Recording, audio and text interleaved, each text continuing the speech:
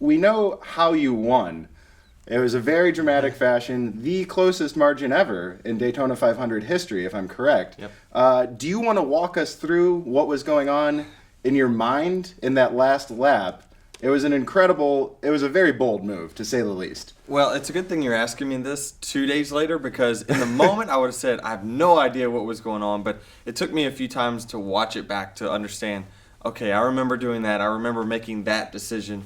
But, for me, I was trying to essentially block the top line, and the door closed on me back on the bottom, and I tried to make the best I could of a top line that really hadn't done anything on the racetrack all day. And just got a really good push from Kevin Harvick down the back straightaway.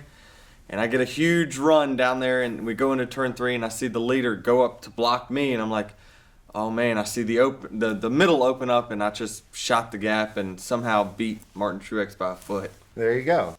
I understand that this is the first time Toyota had ever won at Daytona 500. What does it mean for you to be the first driver in their car to win?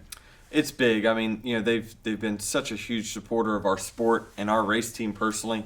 FedEx, I've been with them now for 11 years, all of my career with them. So this is a big deal for really all of my partners. But Toyota, they put a lot of money into this whole Daytona Rising project, and obviously winning the championship last year was a resume thing that they checked off the list. Now they got a Daytona 500 champion. So great for them in our sport for sure.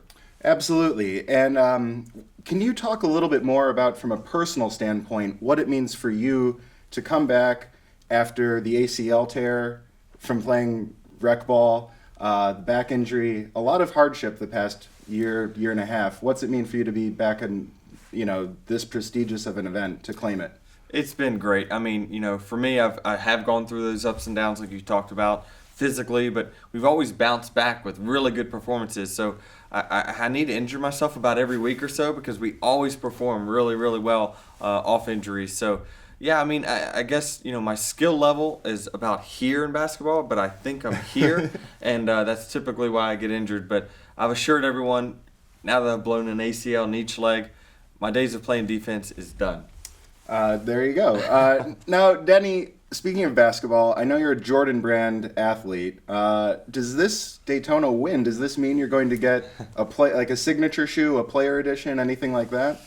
That is on the list of things wants for sure. So I think my argument now to MJ on, maybe there's a shoe that's like really, really rare. Maybe I'm like, that would be a nice gift for the Daytona 500. If I had to pick a racing movie I had to watch over and over and over, it would for sure be Talladega Nights. It's too funny. The jokes are there, the action's there. Great. The one-liners, there's nothing else more you would need.